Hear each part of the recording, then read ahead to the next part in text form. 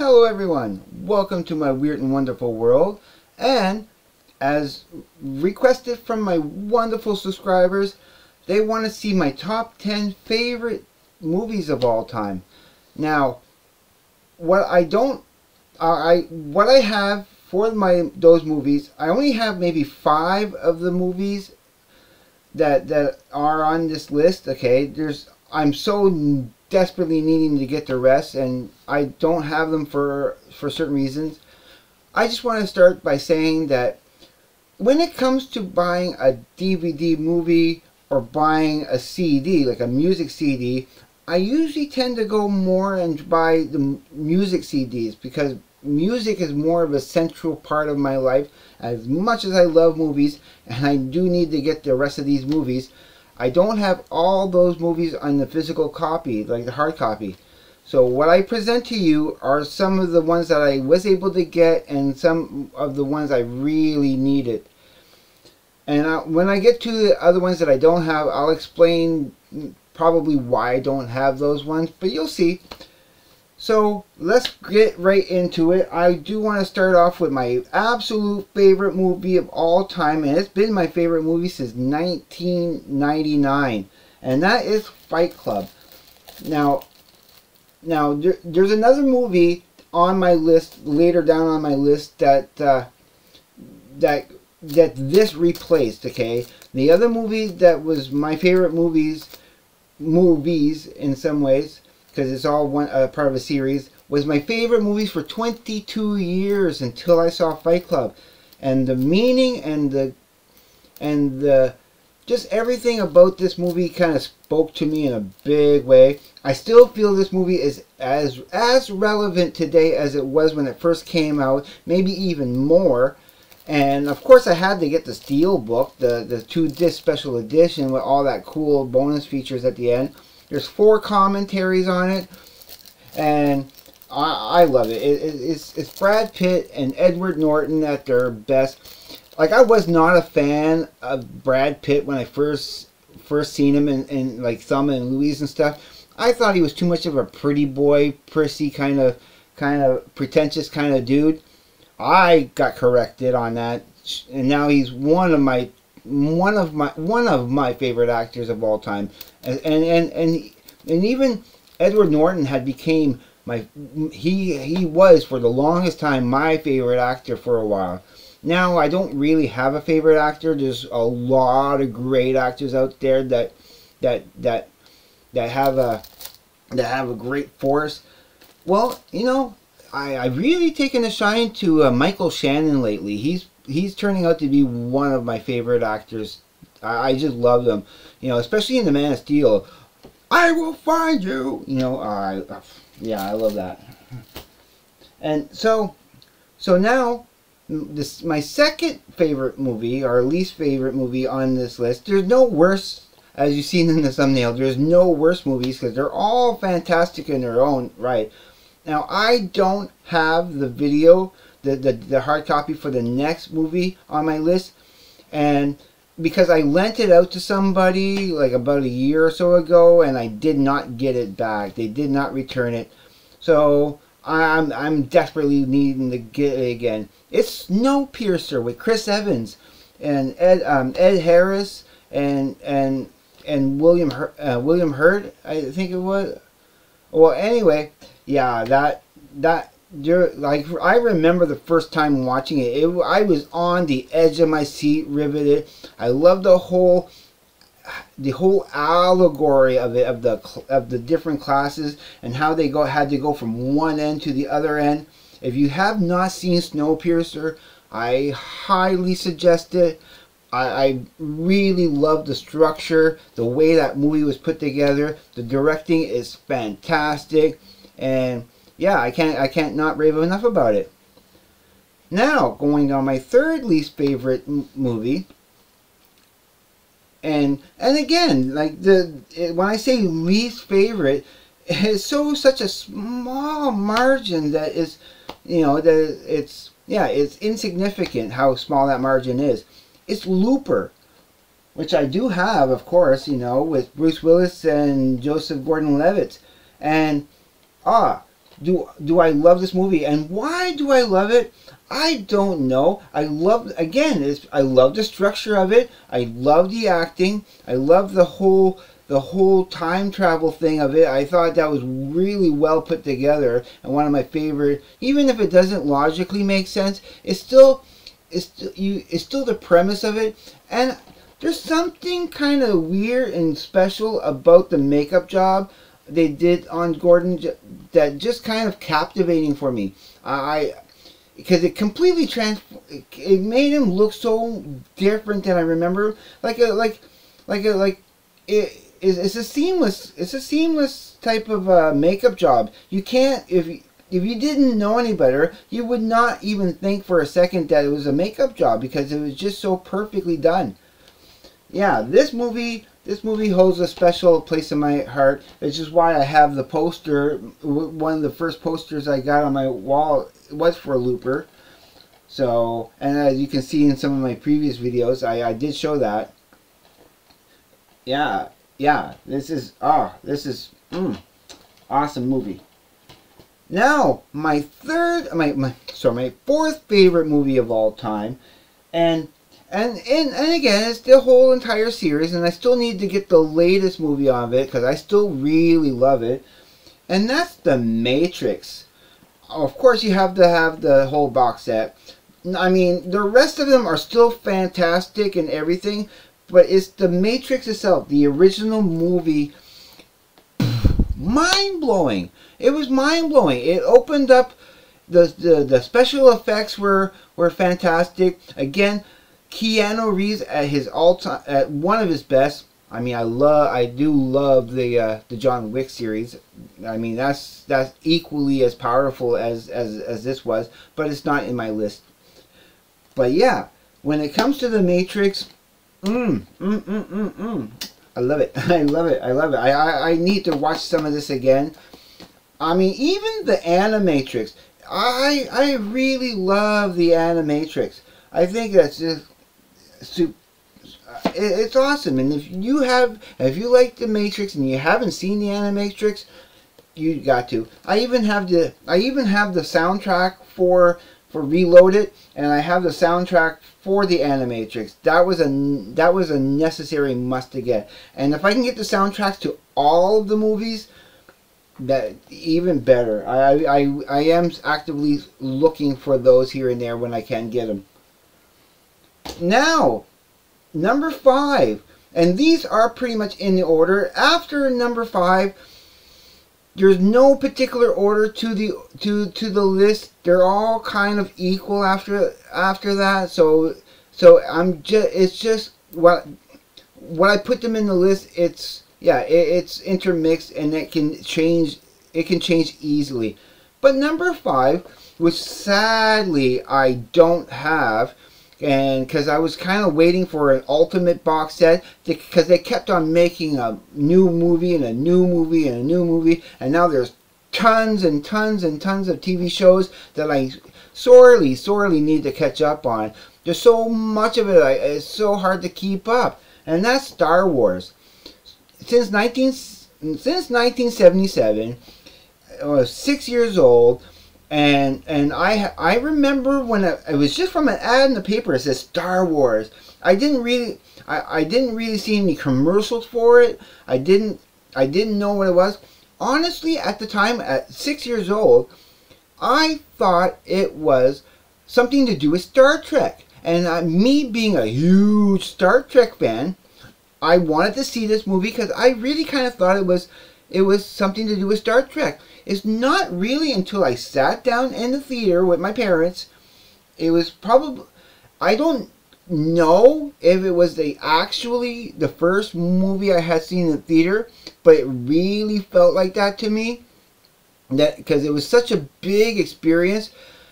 Everything from that opening shot of the ships going by, and the second one shooting at the other one, going bigger and bigger and bigger. When you see Darth Vader for the first time, everybody knew he was the villain because he was all dressed in black and everybody was booing him. It was such a clear depiction of good and evil. And it, yeah, for 22 years, Star Wars was my favorite movie and my favorite movie series, especially The Empire Strikes Back. That even like it, they made a movie that topped the first one. For years, every little stick I picked up off the ground was a lightsaber. It just bad. It was just the best stuff growing up, and it made me want. For the longest time, I wanted to be a movie director. That was my dream job. And like, because I felt that I knew so much about movies that you could give me a script, pop me out in the middle of a movie set, and I could probably make an awesome movie.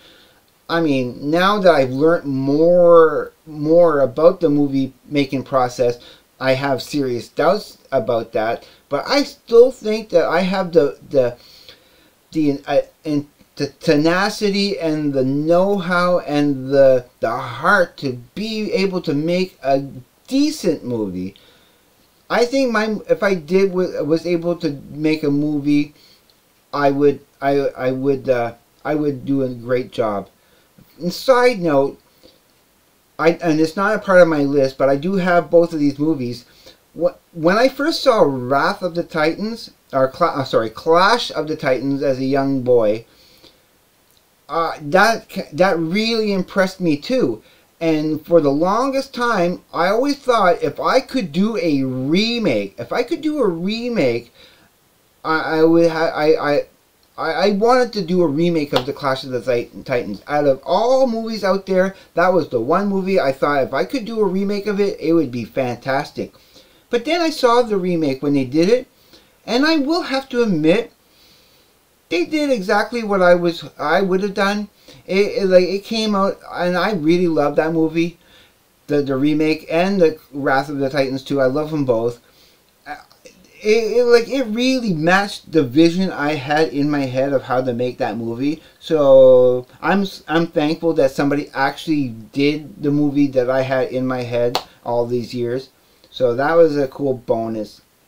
Now for the next 5 movies, okay. Again, they're not really in any order of importance, but this next one, number 6, is kind of up there in a way, and when I talk about number 6, I mean there is one in particular, of course, that beats them all. But any of the other ones in the different series that they had made of them are just as important, and it's just as great. And that would be, and I sadly don't have it right now. Right now, I only have the Andrew Garfield ones of Spider-Man. But particularly No Way Home. No Way Home. Before that, it was Far From Home, because Mysterio is my favorite Spider-Man villain of all time. Ever since I was a little kid, a little 3-year-old, watching the Spider-Man cartoons, like the 60s version of the Spider-Man cartoons. I even have I'll show you very, very, very quickly. I even made my own little. It's not even in here. It's in my cassette player. I have the 60s Spider-Man cartoon music all put on tape. The whole series. It takes both sides.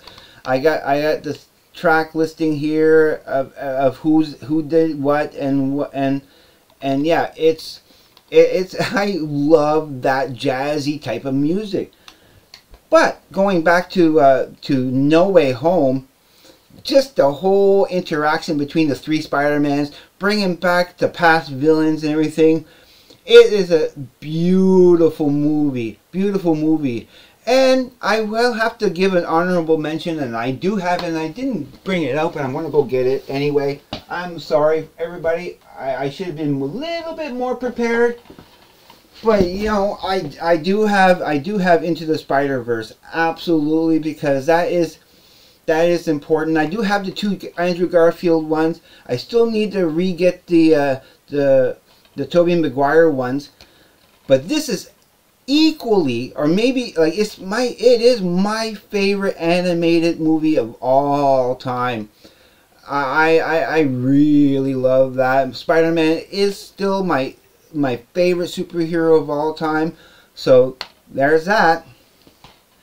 Now my next movie that I want to give is number 7, and specifically because of the special effects, and it was one of the first DVDs I got where I fell in love with this the behind the scenes making. They had the second disc in there, and seeing the behind the scenes making blew my mind. And that is number 7, Jurassic Park, the original. Oh, I mean, it, like, going to see that in the theater, you honestly believe that they actually found these dinosaurs and they trained them to do all that. It was so believable, and I had goosebumps. I had goosebumps when I first watched it, you know. Like, especially, I don't know why, but specifically that moment when they see the Brachiosaurus, and he turns her head over to look at it, and the look on her face, that surprised look on her face, it gave me chills. It gave me chills because I understood, you know, the magnificence of it. It was so amazingly awesome. Yeah, that really impressed me at the time, and it became one of my favorite movies at the moment. There's so many other movies that I'm going to be leaving out that I should give some honorable mentions to, but we'll see about that at the end of this video. Now I could talk on and on and on about Jurassic Park, but I want to move on to the next one. Now, there's so many movies that, well, okay, no, I almost mixed up the order. My next one, and I don't have this movie, and I really need to get this movie. I have so many. I don't know why this one here popped in my head as being that should be on my list, but it's Johnny Depp in Fear and Loathing in Las Vegas, also starring Benicio del Toro. I remember the first time I saw that movie because it was so weird and so different and so psychedelically cool. It was just a cool movie, and it had a small cameo with Tobey Maguire in it. But yeah, Fear and Loathing in Las Vegas. Yeah, that was an impressive movie for me at the moment. I loved the story. I loved that it was a true story. Well, as far as we know. Well, of course it is Hunter S. Thompson from his book, and it was a great movie. Again, I'm leaving out so many other movies that I could have chose for that kind of genre, but Fear and Loathing in Las Vegas was one that impressed me at the time, and I just had to bring up because it was cool. Now I'm going to move on to the next movies that I have for. And I have 3 in particular for this movie. And now, thinking about horror movies, and I could chose so many. I could have chosen Evil Dead, the original Evil Dead, because that was one movie that really scared the crap out of me as a kid. I mean, there was one part I had a hard time watching, even several years later. It still was etched in my mind. But now, as an adult, I can completely go and watch that movie, and I was like, why did that bother me so much? It's the part in there. This is not my choice, but I just have to mention it. It was that part where that girl that gets stabbed in the ankle with the pencil, and when she came up with that weird, hideous face, I don't know, it freaked me out as a kid. I hid behind the couch. I couldn't. It was something. It wasn't that it was scary. It was something disturbing about that image, and for the longest time, I couldn't get myself to rewatch that part. But I have since, watched it, and now I'm laughing at myself. It's like, how in the world could I have been so afraid of that? It's not as bad as I remembered it at all. So your imagination, because I saw that movie a little too young, and yeah, it was weirdly not. Yeah, well, I'm just going to move on to the actual horror movie I want to talk about now. It's it's the It series. Starting, of course, with the 2-part TV special, which is great because Tim Curry nailed it. It's specifically only because of Tim Curry that this movie worked so well. I mean, the special effects was mediocre. Some of the acting was mediocre. But Tim Curry made this movie above and beyond. And I liked it. I mean, it was a great movie. There was other horror movies and stuff that I really liked better in that. And I will also give another honorable mention to the John Carpenter's The Thing, because recently when I had watched it, it really impressed me. And if I would have seen it at a younger age, it would have freaked me out and scared me. Oh, I'm pretty sure. But specifically, these remakes, they're yeah, the chapter 1, and I love that cover. I love that 3D. Look at the eye. Look at the eye change. Isn't that sweet? Yeah, I love this cover. I was hoping I could get they would do that with the second one here, but it's just a normal chapter 2. I had to get them because especially that first one, when I was doing when it came out, I was working at the movie theater, and when I was doing theater checks, it was that part in the garage where he pops out of the screen. It, like, I wasn't expecting. I wasn't, cause I came in just at that part, and I wasn't sure what to expect. And when, like, it was, the build up to it was like pretty like ominous and everything. And I don't usually scare easy. It was not really that it scared me, but it did make me jump and kind of when he popped out of the screen like that, and yeah, it made me jump. It's not really scary. I mean, I loved it. I thought that was, yeah, you kind of made me jump there, and I appreciate that. And I love the acting. I love how I love the special effects in it. I love the story. So I nominate this as probably one of my favorite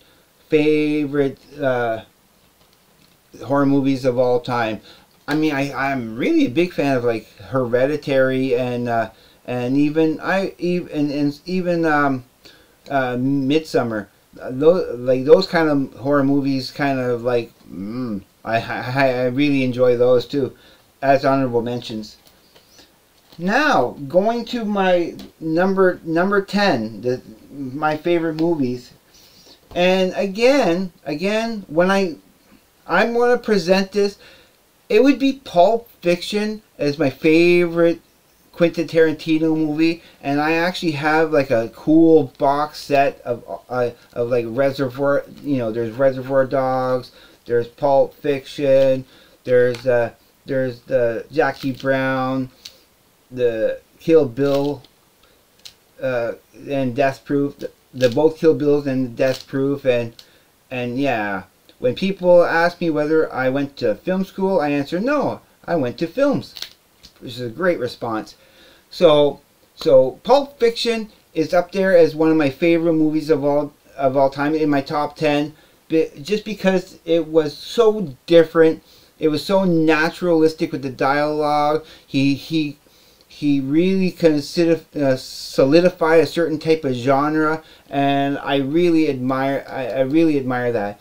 Now, I was going to say that Reservoir Dogs would be my second favorite Quentin Tarantino movie, but I have to say that Once Upon a Time in Hollywood, which is I do have up there. The only movie I'm missing now of Quentin Tarantino is The Hateful Eight. It is my least favorite, but I will eventually get that because I do want that. I do want to be. I'm a completist, and I want to get the whole collection. But yeah, Reservoir Dogs now kind of went to my third favorite Quentin Tarantino movie.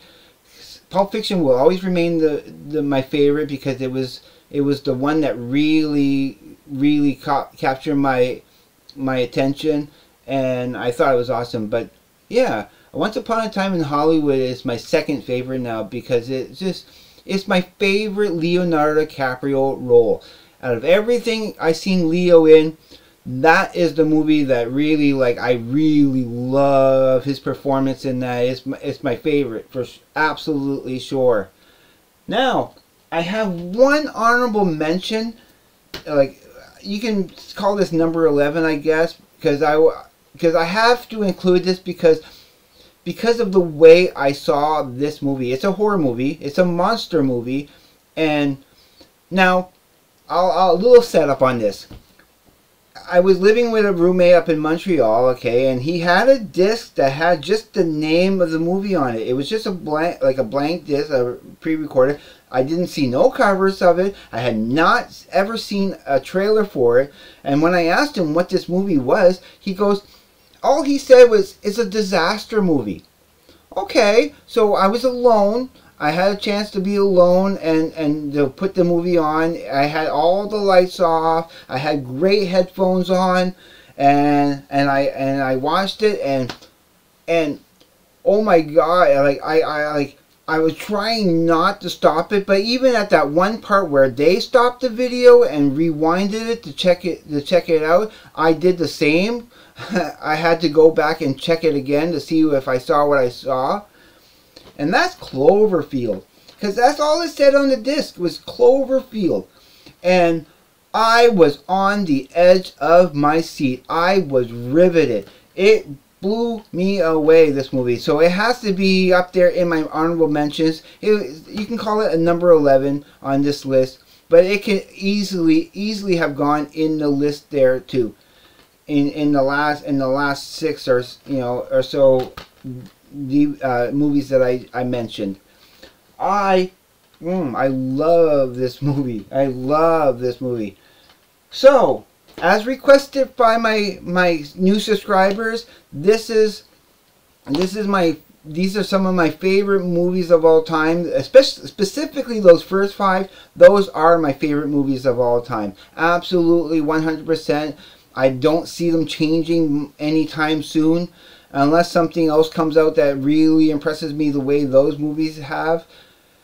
So, this concludes another episode of my Weird and Wonderful World. It's not going to be put into my Most CD Culture Show and Tell, because it's not the same thing at all. This is a very special request by my viewers and subscribers.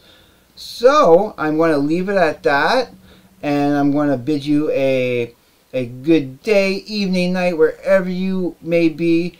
Be safe. Take care. I will see you on the flip side, and peace. Later, everyone.